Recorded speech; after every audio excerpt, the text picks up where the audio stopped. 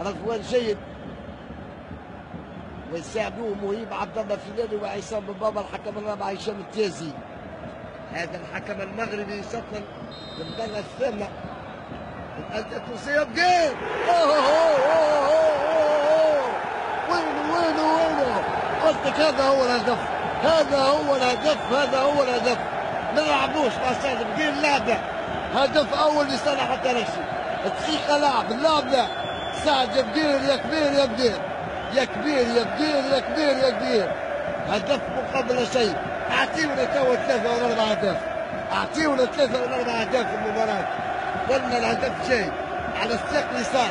حكيناه ولا ما حكيناش؟ قلنا على الساق اليسار. لا لا هاوكا على يسار الحارس.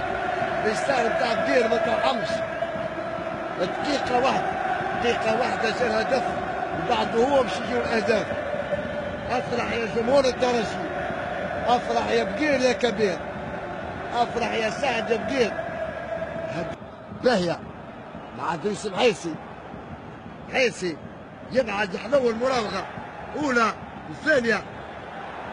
يرجع بالكرة حسين الراقد يوزع. وينه الهدف الثاني. هاو جا الهدف الثاني. برافو يا هيثم، برافو يا جميلي، برافو يا هيثم، برافو يا جميلي، برافو يا عيسي، برافو يا هيثم، برافو يا جميلي. 64 دقيقة لعب. جا الهدف الثاني عن طريق هيثم الجويني. هاي إعادة كرة من حيسي. حسين الراقد وزع.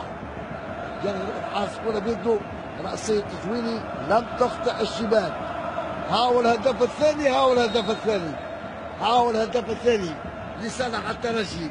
64 دقيقة لعب. 64 دقيقة لعب. 2 مقابل شيء لصالح الترجي. شيخ الأندية التونسية قلنا لا يساوم الترجي. 2 وشاي الثالث ان شاء الله. برافو ادريس محيسي. حلوه للياس جلاسي. كمل تمريره حلوه ياسر. قلت لك كمل تمريره. وينه يا شميدي، وينه يا روش، وينه يا شميدي، وينه يا روش، وينه يا روش. جا الهدف الثالث. 81 دقيقه. فخر الدين بن يوسف. شوفوا كيفاش هيثم الجويني ما اختارش الحل الفردي. يلقى بن يوسف في وضعيه باهيه، حضر له. جا الهدف الثالث. انتهى كل شيء. برافو يا جويني، برافو يا فخر الدين. 3 مقابل شيء وانتهى كل شيء. 3 مقابل شيء وانتهى كل شيء. هاي الثلاثيه بتاع الملعب القادسي. هاي ولات في ملعب الاولمبي ميراس. 3 في العشيه و3 في الليل.